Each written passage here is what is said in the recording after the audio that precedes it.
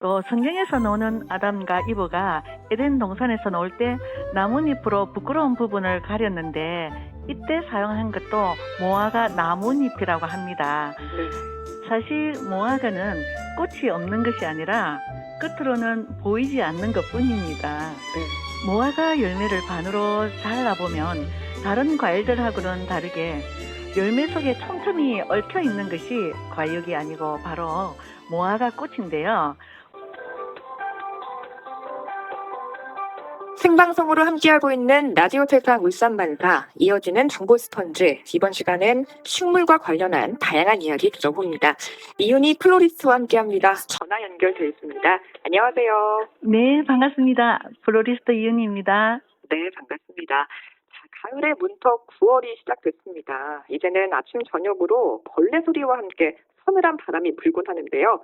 자, 오늘은 어떤 꽃 이야기가 기다리고 있는지 궁금해요. 네, 식물들은 꽃도 피우고 열매도 맺고 또 그리고 과일이 있는 과정들을 거치게 되는데요. 꽃도 없이 열매를 맺는 식물이 있습니다. 그게 바로 무화과인데요. 네. 오늘은 꽃을 품은 무화과에 대해 재미있는 얘기를 해보겠습니다. 네, 요즘 시장이나 과일 가게를 가보면요. 이 제철 무화과가 한창 눈에 띄더라고요. 그런데 무화과는 이름 그대로 정말 꽃이 없는지 궁금합니다. 아, 네. 옛날 사람들은 꽃이 없어도 열매를 맺는다고 무화과라고 이름을 지었는데요. 사실 무화과는 꽃이 없는 것이 아니라 끝으로는 보이지 않는 것뿐입니다. 네. 무화과 열매를 반으로 잘라보면 다른 과일들하고는 다르게 열매 속에 촘촘히 얽혀 있는 것이 과육이 아니고 바로 무화과 꽃인데요. 우리가 먹는 것은 일반적인 열매가 아니라 꽃을 먹는다는 것입니다. 아, 꽃이 없이 어떻게 열매를 맺는지 정말 궁금했었는데 무화과에도 꽃이 피는군요. 그런데 말씀하신 부분이 무화과의 꽃이라면 무화과 꽃은 우리가 알고 있는 그런 일반적인 꽃 모양과는 많이 다른데요? 네, 그렇습니다. 무화과가 속 부분은 꽃이 되고 껍질은 꽃턱이 커진 것인데요. 꽃턱은 꽃잎이 돋아나는 볼록한 부분을 말하는 것입니다. 우리가 무화과를 먹을 때 딸기 씨앗처럼 오독오독 씹히는 것이 열매이자 바로 씨앗입니다. 이 씨앗 부분을 달콤한 과즙은 바로 무화과 꽃의 꿀입니다. 네, 그렇군요. 열매 속에 꽃이 피는데 어떻게 수정을 하고 또 어떻게 씨앗을 퍼뜨리는지 좀 궁금한데요. 무화과만의 방식이 또 있겠죠. 네, 그렇죠. 무화과는 공생하는 아주 작은 무화과 말벌이 있는데요. 무화과 말벌은 무화과 속으로 들어가는 과정에서 더듬이와 날개가 떨어지고 벌은 수정만 하고는 하얀색 즙에 의해서 분해가 됩니다. 그래서 우리들 육안으로는 구별할 수가 없습니다. 그리고 수정된 무화과는 속도 알차고 중량도 크고 맛도 더 좋아 상품성이 있습니다만 우리나라에서는 무화과 말벌이 없어 수정되지 않는 채로 열매가 맺힙니다. 네, 그리고 잘 익은 무화과는 짐승들이 먹고는 배설물로 씨앗을 퍼뜨리게 됩니다. 아, 그렇군요. 이렇게 설명을 들으니까 이 무화과의 신기한 생태에 관해서 조금 이해가 됩니다. 선생님, 그런데 무화과는 우리나라 토종 식물인가요? 아닙니다. 무화과는 1900년대에 일본을 통해 유입되어 자생하게 된 것인데요. 무화과가 우리나라에 들어온 역사는 대개 100년 남짓 되는 식물입니다. 그리고 무화과 원산지는 스페인이고요. 스페인어로는 목이 긴 여자라는 뜻도 가지고 있고요. 실제로 우리가 한번 봐도 열매 꼭지 부분이 꼭 사람 목처럼 길쭉하게 생겼잖아요. 네. 그리고 무화과는 지중해 중동 쪽의 따뜻한 곳에서 자라는 식물이라 추위를 막아주면은 무화과 나무는 더 잘 자랍니다. 네.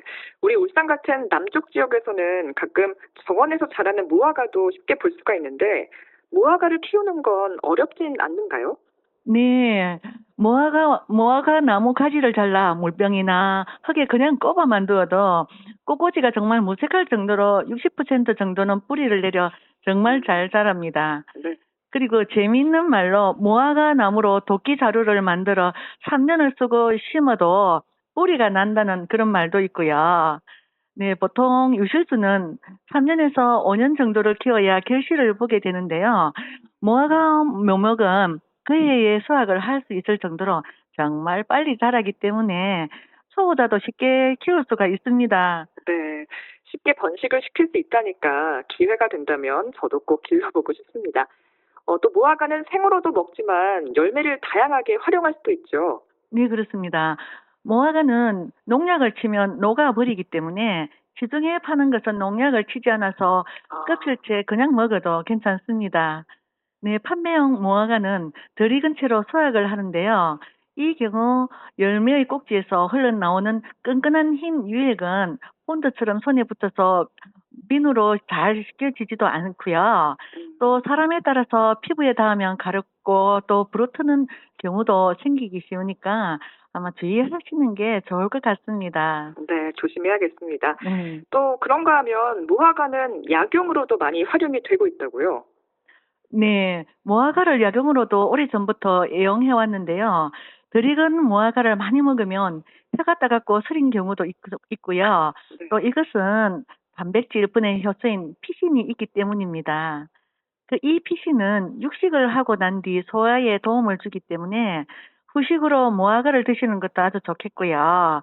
또 무화과는 식이섬유가 풍부해서 속을 편안하게 하고 변비에도 좋고 피로 회복 또는 폐기관지 또는 염증성 질환 치료에도 정말 많은 도움을 줍니다. 네, 무화과도 정말 버릴 게 없는 식물이네요.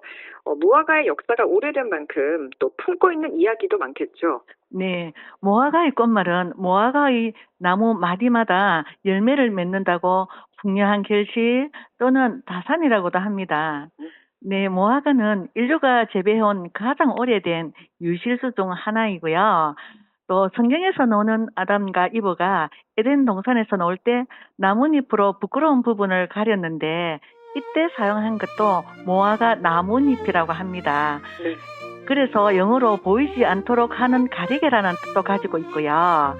보통 우리가 혀나 조각상에서 나체를 표현할 경우에 정말 곤란한 부위에도 무화과 잎으로 가리기도 한답니다. 네. 자, 요즘 몸에 좋은 무화과가 한창 시중에 나오고 있습니다. 오늘 방송 들으셨으니까 무화과를 먹기 전에요. 무화과 속의 꽃 모양도 한번 살펴보면 어떨까요? 자, 우리가 식물을 이해하는데 작은 도움이 되지 않을까 싶습니다. 지금까지 이윤희 플로리스트였습니다. 오늘 말씀 고맙습니다. 네, 감사합니다.